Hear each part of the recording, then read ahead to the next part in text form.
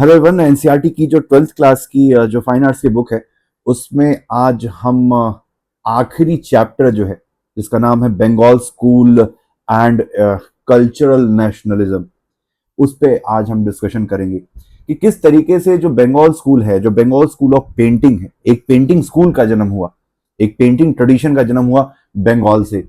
और किस तरीके से उस पेंटिंग स्कूल ने, ठीक है, देश में कल्चरल नेशनलिज्म को जन्म दिया कि किस तरीके से एक आर्ट ने देश में देशभक्ति की भावना को जन्म दिया। उन सारे हम जो फीचर्स हैं उनके बारे में, उनका कंट्रीब्यूशन क्या है, उसके फीचर्स क्या है बंगाल स्कूल का, ये सारा आज के लेक्चर में हम डिस्कस करेंगे। तो आप देख रहे हैं IAS social channel, my name is Shubham, let's get started. तो सबसे पहले आता है ब्रिटिश पेंटिंग। तो ब्रिटिश पेंटिंग का मतलब है कि वो आर्ट फॉर्म जो ब्रिटिशर्स हिंदुस्तान में लेके आए, ठीक है। तो ब्रिटिश पेंटिंग बेसिकली ग्रीक और रोमन पेंटिंग ट्रेडिशन का को ही एक तरीके से ब्रिटिश पेंटिंग का नाम दिया गया, ठीक है। हालांकि जब ब्रिटिशर्स हिंदुस्तान में आए तो उन्होंने जब देश को गुलाम बनाया तो अपने कुछ स्टाइल जो है ना, किस तरीके से पेंटिंग होनी चाहिए, सब चीजों को यहाँ पे उन्होंने इंट्रोड्यूस किया। तो क्या नई नई टेक्निक्स थी, जैसा कि हमने देखा है कि मुराल और मिनिएचर ये तो हिंदुस्तान में पहले से चला आ रहा था। जब ब्रिटिशर्स आए तो कुछ नई स्टाइल से लेकर आए, ठीक है। तो सबसे पहला आता है रियलिज्म, ठीक है। रियलिज्म का मतलब ये है कि भाई ऐसी पेंटिंग वो लोग बनाते थे कि ऐसा लगे एकदम रियल है, ठीक है। जैसे इंडियन पेंटिंग्स हमेशा से रियलिटी के पीछे नहीं भागती थी कि भाई रियल इमेज बनानी है, हमेशा जो है उसका कंटेक्स्ट क्या होना चाहिए और उसके क्या बोलते हैं, कौन सी स्टोरी आप किस पेंटिंग के थ्रू डिपिक्ट करना चाह रहे हैं, that was more important in Indian context, ठीक है, इंडियन पेंटिंग ट्रेडिशन में। लेकिन जो ब्रिटिश पेंटिंग स्टाइल था, ब्रिटिश पेंटिंग में किसी भी पेंटिंग को तब सुपीरियर माना जाता है जब वो बहुत ही रियल दिखे, ठीक है। तो रियलिटी जितनी ज्यादा होगी, जितनी रियल दिखेगी, उस पेंटिंग को उतना सुपीरियर माना जाएगा, ऐसा ब्रिटिशर्स का मानना था, ठीक है। इसी को कहते हैं हेलेनिस्टिक रियलिज्म। हेलेनिस्टिक रियलिज्म जो कि एक ग्रीक जो है एक तरीके से मूवमेंट थी, ठीक है। ये ग्रीक आर्टिस्टिक मूवमेंट थी जिसमें लगभग 330 बीसी से 30 बीसी के बीच में जो ग्रीक आर्टिस्ट थे वो रियल ऑब्जेक्ट की कॉपी करने के पीछे भाग रहे थे, ठीक है। रियल और नो जो भी ऑब्जेक्ट है, पेंटिंग ऐसी बनाए कि एकदम ही रियल दिखे, ठीक है, मूर्ति ऐसी बनाए कि एकदम रियल दिखे। तो ये उनका एक तरीके से एक चलन चल रहा था। तो उसी हेलेनिस्टिक रियलिज्म से इंस्पायर होकर ब्रिटिशर्स ने हिंदुस्तान में जो पेंटिंग को इंट्रोड्यूस किया वो काफी रियल दिखती थी। दूसरी है ऑयल बेस्ड कलर, ठीक है। अभी तो हिंदुस्तान में जनरली वाटर बेस्ड कलर का इस्तेमाल होता था, ऑयल बेस्ड कलर का इस्तेमाल नहीं होता था। अब वाटर बेस्ड कलर के साथ दिक्कत ये है कि वो ना पेपर पे या सरफेस पे जल्दी एब्जॉर्ब नहीं होता है, इस वजह से ना आप शेडिंग वेडिंग नहीं कर पाते। लेकिन जो ऑयल बेस्ड कलर्स होते हैं वो तुरंत एब्जॉर्ब हो जाते हैं, जिससे शेडिंग वेडिंग करना आसान होता है, 3D रियल ऑब्जेक्ट बनाना आसान होता है ऑयल बेस्ड कलर से, ठीक है। तो ब्रिटिशर्स ने ऑयल बेस्ड कलर्स लेकर आए और इसी ऑयल बेस्ड का इस्तेमाल करते हुए रियल इमेजेस बनाने में उनको काफी मदद मिली, 3D इमेजेस बनाने में उनको काफी मदद मिली। फिर पोर्ट्रेट और पर्सपेक्टिव ड्राइंग भी हिंदुस्तान में इंट्रोड्यूस करने का काम ब्रिटिशर्स ने किया। पोर्ट्रेट पेंटिंग इसको कहते हैं, जिसमें बेसिकली मेन फोकस जो पेंटिंग का होता है वो उसके किरदार पे होता है, जो कैरेक्टर उसमें दिया है, ठीक है, उसके फेशियल एक्सप्रेशन पे होता है और बैकग्राउंड जनरली जो है ब्लरी होता है। जैसे आपके फोन में जो पोर्ट्रेट मोड होता है, क्या होता है कि भाई फेस पे फोकस होता है, बैकग्राउंड ब्लर होता है, तो इसी तरीके से पोर्ट्रेट पेंटिंग, ठीक है। पर्सपेक्टिव ड्राइंग का मतलब होता है कि इस तरीके से आपको पर्सपेक्टिव दिखाई दे कि आपको समझ पाए कि कौन सा ऑब्जेक्ट आगे है, कौन सा ऑब्जेक्ट पीछे है, एक तरीके से पेंटिंग में डेप्थ का एहसास, ठीक है, पेंटिंग में डेप्थ का एहसास, इसको बोलते हैं पर्सपेक्टिव, ठीक है। अब पेंटिंग, ब्रिटिशर्स की पेंटिंग को दो कैटेगरी में डिवाइड कर सकते हैं। एक हो गया आपकी कंपनी पेंटिंग, ठीक है, और दूसरी हो गई बाजार पेंटिंग, ठीक है। तो ये दो टाइप की पेंटिंग।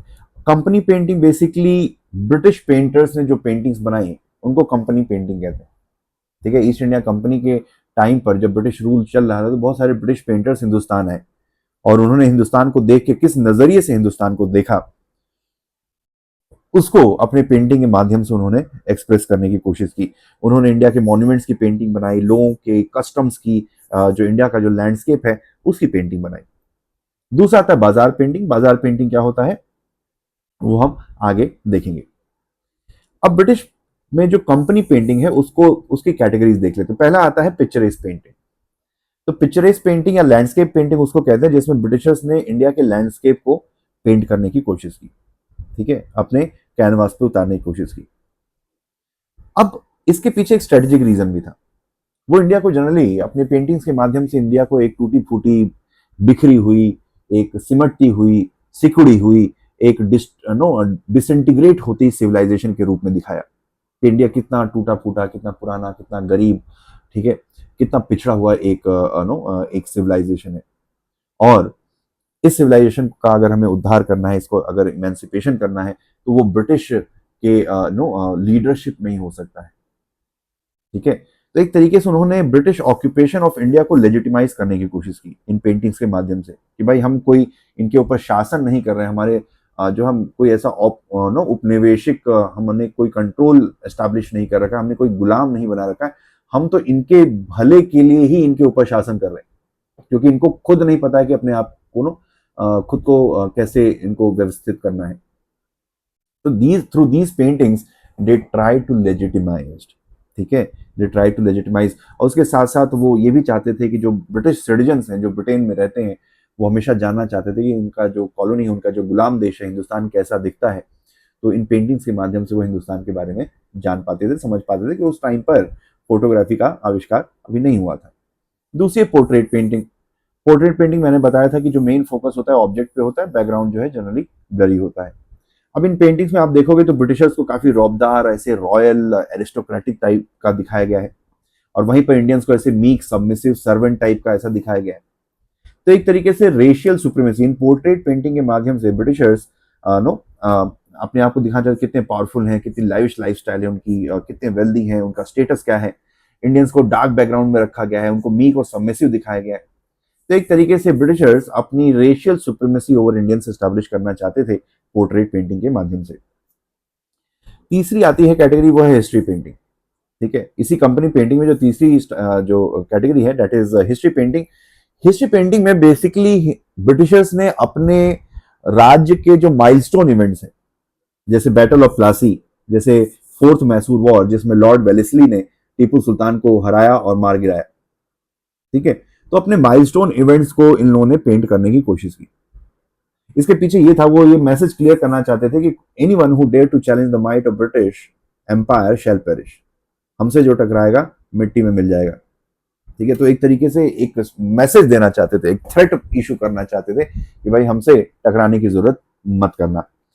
अगली जो कैटेगरी है जो मैं बता रहा था कि बाजार पेंटिंग, तो वह यूं कि जब मुगल साम्राज्य का डिक्लाइन हुआ, ब्रिटिशर्स आए, तो मुगलों के बहुत सारे पेंटर्स, मुगलों की कोर्ट के बहुत सारे जो पेंटर्स थे, उनकी नौकरियां चली गई, क्योंकि अब नए जो रूलर्स हैं वो ब्रिटिशर्स थे। ठीक है, अब बात यह आती है कि अब ये जो नौकरी जिनकी चली गई, अब वो क्या करें। तो ऐसे जो पेंटर्स थे जो अभी तक राजा, मुगल राजाओं के लिए, मुगल बादशाहों के लिए पेंटिंग बनाते थे, अब वो जो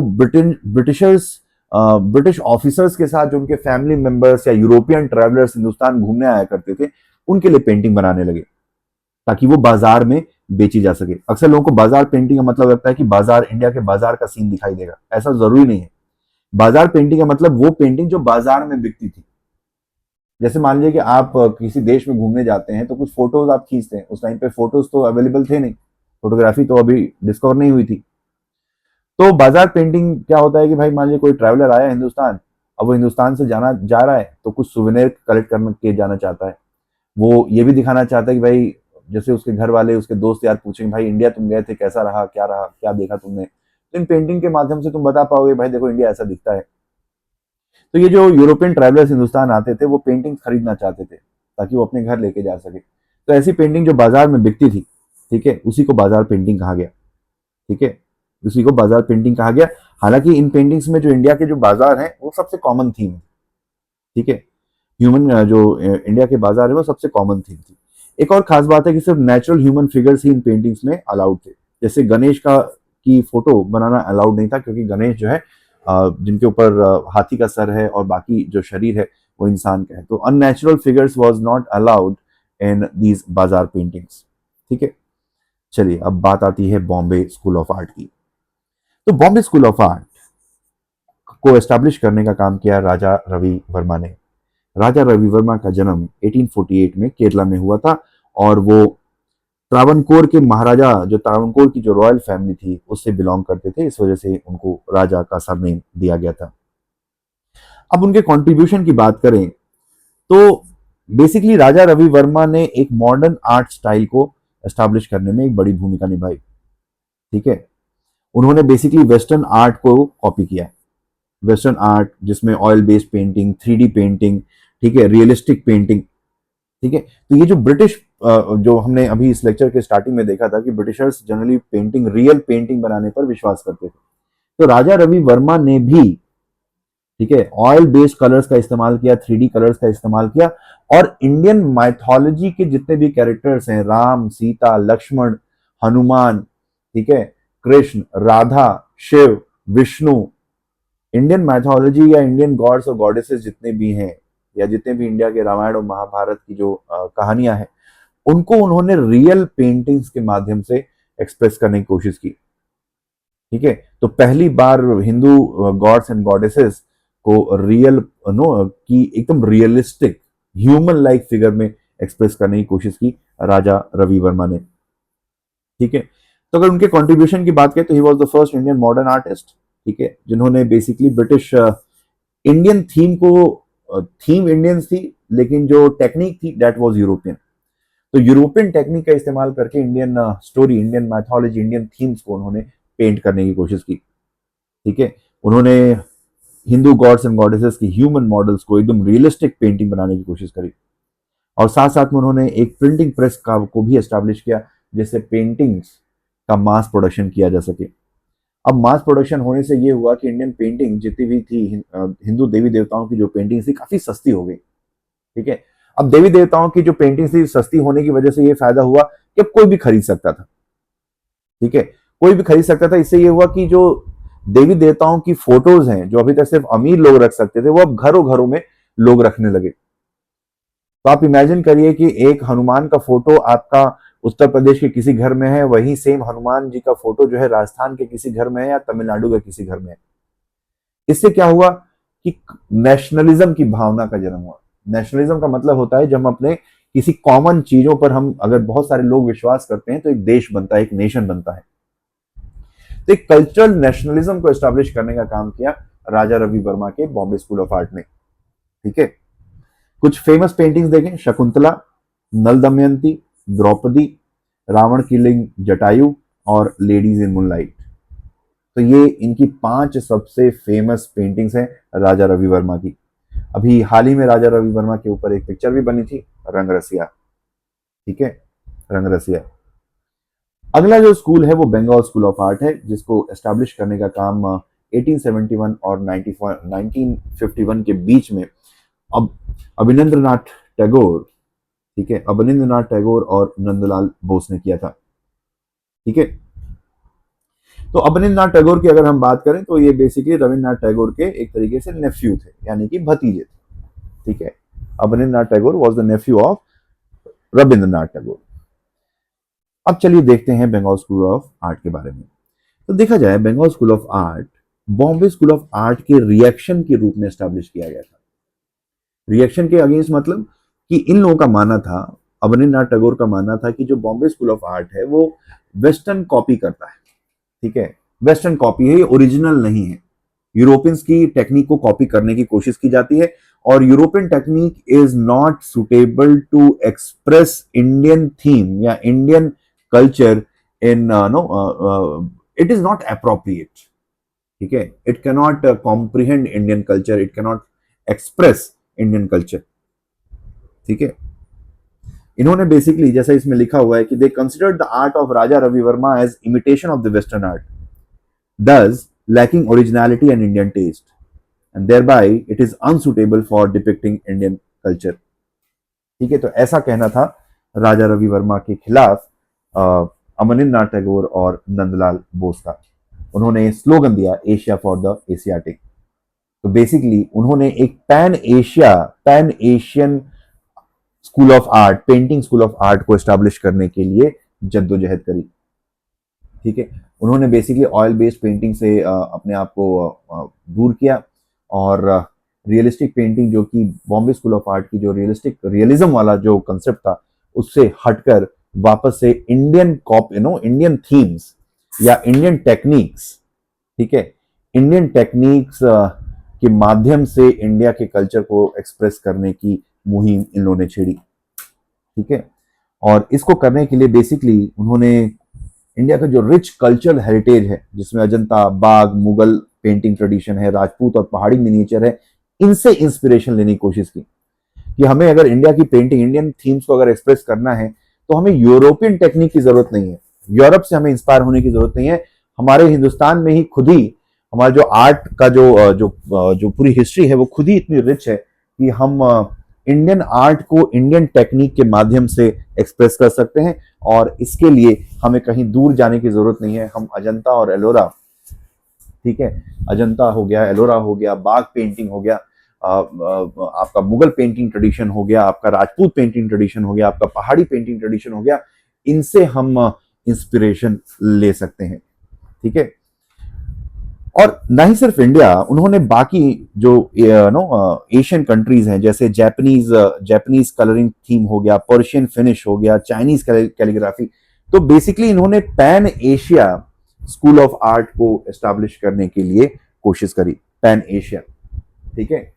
इनका कहना था कि भाई यूरोपियन टेक्निक को हम क्यों कॉपी करें, ठीक है, यूरोपियन टेक्निक को क्यों कॉपी करें जब इंडिया में खुद ही और एशिया में खुद ही इतने सारे पेंटिंग ट्रेडिशन चल रहे, ठीक है। इन्होंने जापानीज वॉश टेक्निक को भी कॉपी किया, जिसमें थोड़ा सा मिस्टी बैकग्राउंड होता है, ठीक है, वॉश टेक्निक। फिर बाद में शांति निकेतन में, ठीक है, अंडर द रविन्द्रनाथ टैगोर, शांति निकेतन जो कि एक स्कूल ऑफ लर्निंग था जिसको रविंद्रनाथ टैगोर ने स्टैब्लिश किया था, वहां पर बंगाल स्कूल ऑफ आर्ट को पैट्रोनाइज किया गया, स्टूडेंट्स को पढ़ाने की सुविधा उपलब्ध कराई गई, ठीक है। तो शांति निकेतन, जैसा मैंने बताया, फिर शांति निकेतन में ही एक अलग से विंग बनाई गई, कला भवन, जो हिंदुस्तान का पहला नेशनल आर्ट स्कूल बना, और इसके जो फाउंडर थे उनका नाम था रविन्द्रनाथ टैगोर। तो जो प्रोमिनेंट आर्टिस्ट हैं जो बंगाल स्कूल ऑफ आर्ट से जुड़े हुए हैं, उनके नाम हैं अवनीन्द्रनाथ टैगोर, नंदलाल बोस और जेमिनी रॉय। तो ये 3 प्रोमिनेंट आर्टिस्ट हैं who belongs to Bengal school of art. अब अवनीन्द्रनाथ टैगोर की कुछ फेमस पेंटिंग देखें तो वो है Arabian night series, very famous painting, और भारत माता की पेंटिंग। ये खैर ओरिजिनल पेंटिंग नहीं है भारत माता की, वो थोड़ी सी दूसरी दिखती है, ये एआई रेंडर्ड वर्जन है तो थोड़ा सा डाइवर्ट हो गया है। भारत माता की ये पेंटिंग नहीं है, लेकिन आप समझ सकते हैं। फिर नंदलाल बोस के अगर हम कंट्रीब्यूशन की बात करें तो महात्मा गांधी का स्केच इन्होंने बनाया था, ये ओरिजिनल स्केच नहीं है, ओरिजिनल स्केच थोड़ा दूसरे टाइप का दिखता है। भारत रत्न का डिजाइन इन्होंने डेवलप किया था। इंडिया के जो कॉन्स्टिट्यूशन है उसका जो कवर पेज है वो भी नंदलाल बोस ने डिजाइन किया था, ठीक है। फिर उसके अलावा कुछ और फेमस पेंटिंग है, tiller of the soil, Haripura poster, ठीक है, Haripura poster, tiller of the soil, ठीक है। तो देखा जाए, और जेमिनी रॉय की अगर हम बात करें तो Jamini Roy is considered as father of folk renaissance in India, ठीक है, father of folk renaissance in India. और जैसा कि मैंने बताया था कि पैन एशियनिज्म और मॉडर्निज्म की पेंटिंग का एस्टेब्लिशमेंट कैसे होता है, उसके पीछे हम कहानी देखते हैं। तो देखा जाए, अगर आप बैकग्राउंड समझें कि मॉडर्न स्कूल ऑफ पेंटिंग को कैसे एस्टेब्लिश किया, तो जब बंगाल में पार्टीशन की शुरुआत होती है तो आनंद कुमार स्वामी करके एक थिंकर थे, एक इंटेलेक्चुअल थे, जिन्होंने स्वदेशी आर्ट को एस्टैब्लिश करने की कोशिश की। अब लेकिन अगर आप स्वदेशी आर्ट या मॉडर्निज्म की बात करें तो दो लोगों के बीच में 2 स्कूल थे, इसके 2 खेमे थे। एक थे ओरिएंटलिस्ट, दूसरे थे एंजेलिसिस्ट। तो ओरिएंटलिस्ट जो थे वो इंडिजिनस ट्रेडिशन के रूप में मॉडर्न आर्ट को आगे ले जाना चाहते थे, जिसमें ईबी हेवल्स और अवनीन्द्रनाथ टैगोर सबसे प्रोमिनेंट नाम है। वहीं पर बिनॉय सरकार करके थे, वो यूरोपियन मॉडर्निज्म से इंस्पिरेशन चाहते थे, ठीक है। तो इस केस में भी ओरिएंटलिस्ट और एंजेलिसिस्ट के बीच में एक तरीके से आइडियोलॉजिकल कॉन्फ्लिक्ट था। जो ओरिएंटलिस्ट थे वो इंडियन ट्रेडिशन के डायरेक्शन में इंडियन मॉडर्न पेंटिंग को लेकर जाना चाहते थे, और जो एंजेलिसिस्ट थे वो यूरोपियन ट्रेडिशन के तरफ लेकर जाना चाहते थे। और इनके हिसाब से जो बंगाल स्कूल है वो एंटी मॉडर्न है और रेग्रेसिव है। कहने का मतलब ये है, इन्होंने एक तरीके से बंगाल स्कूल को भी क्रिटिसाइज किया, ठीक है। इस चीज पे दोनों कॉमन थे। बंगाल स्कूल को भी क्रिटिसाइज किया। उनका कहना था कि भाई देश में इतनी सारी गरीबी है, इतनी सारी समस्या है, सोशल इश्यूज हैं, इकोनॉमिक इश्यूज है, पॉलिटिकल इश्यूज है, तो हम क्यों नहीं उन सारे इश्यूज को अपनी पेंटिंग के माध्यम से एक्सप्रेस कर रहे? वाई वी आर एक्सप्रेसिंग,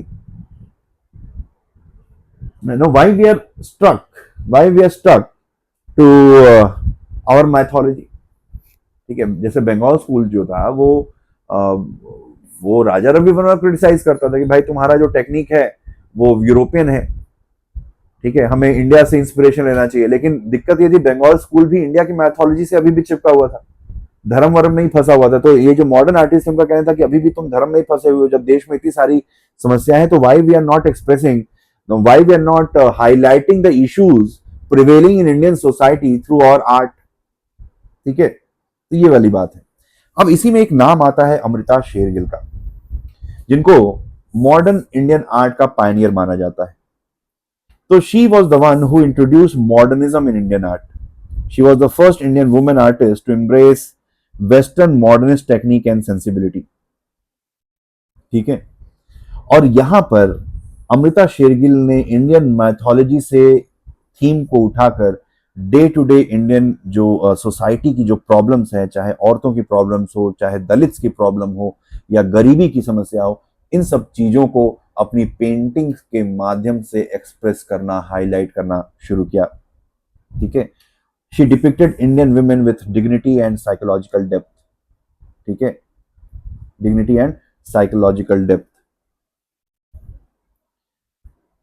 तो she was the one who bridge eastern and western artistic tradition, जहां पे उन्होंने बेसिकली हंगेरियन, नो उनके पेरेंट्स थे, शायद माँ या बाप में से कोई एक इंडियन था और उनकी जो दूसरे पेरेंट थे वो हंगेरियन थे। ठीक है, तो उनकी ट्रेनिंग यूरोप में हुई थी, मॉडर्न टेक्निक उन्होंने सीखी थी। ठीक है, मॉडर्न टेक्निक सीखी थी, लेकिन इंडिया में जब इंडिया में वो रही तो उन्होंने इंडिया की थीम्स को, इंडियन थीम्स को बेसिकली वेस्टर्न टेक्निक के माध्यम से एक्सप्रेस करने की कोशिश करी। ठीक है, इंडियन थीम्स को वेस्टर्न टेक्निक के माध्यम से एक्सप्रेस करने की कोशिश की। अब देखिए फर्क ये है कि टेक्निक इनकी वेस्टर्न रही हो, थीम इंडियन थी। लेकिन बंगाल स्कूल से ये डिफरेंस है कि बंगाल स्कूल जो है, सॉरी, जो बॉम्बे स्कूल है वो यूरोपियन टेक्निक यूज करके इंडिया की मैथोलॉजी को एक्सप्रेस कर रहा था। यहाँ पे यूरोपियन टेक्निक को यूज करके इन्होंने इंडिया के सोशल इश्यूज को एक्सप्रेस करने की कोशिश करी। तो ये मेजर डिफरेंस है। तो she is considered as trail blazer, यानी कि इन्होंने अपना रास्ता खुद बनाया। ठीक है, खुद रास्ता बनाया। इनकी कुछ फेमस पेंटिंग है, जैसे camel, camel painting is very famous. 1941 में इस पेंटिंग को उन्होंने बनवाया था। ठीक है, और दिस इज द पेंटिंग। और इस पेंटिंग के माध्यम से उन्होंने इंडिया के लैंडस्केप, जो नोमैडिक ट्राइब्स रहती हैं, उनकी लाइफस्टाइल और इन सारी चीज़ों को एक्सप्रेस करने की कोशिश करी। ठीक है, तो एक तरीके से she was the one who perfectly synthesized eastern subjects and western modernist approach. ठीक है, ईस्टर्न सब्जेक्ट्स यानी कि जो थीम्स थी वो इंडियन थी, और जो उनका अप्रोच था वो वेस्टर्न मॉडर्निज्म से इंस्पायर्ड था। तो ये था लास्ट लेक्चर 12th क्लास की एनसीईआरटी का। इसमें अगर आप प्लेलिस्ट में जाएंगे तो कुछ एक आध लेक्चर मिसिंग दिखेंगे आपको, लेकिन उसको जानबूझ के मैंने नहीं डाला क्योंकि वो एग्जाम पॉइंट ऑफ व्यू से कहीं भी इंपॉर्टेंट नहीं है। अगर आपको लेक्चर समझ में आया, अगर आपको पसंद आया लेक्चर सीरीज, तो सब्सक्राइब करिए इस चैनल को। और आप आई सोशल के चैनल पर जाकर जो ओल्ड एनसीईआरटी, एंशिएंट एनसीईआरटी है, और एंशिएंट हिस्ट्री की एनसीईआरटी और मॉडर्न, माफ कीजिएगा, मिडाइवल हिस्ट्री की जो एनसीईआरटी है, जो आर एस शर्मा ने लिखी है, और ठीक है, और सतीश चंद्रा ने लिखी है, तो इन उन किताबों को भी आप जो है चैप्टर वाइज डिस्कस किया हो, तो आप प्लेलिस्ट वहां से जाकर देख सकते हैं। तो thanks for watching, have a nice day, all the best.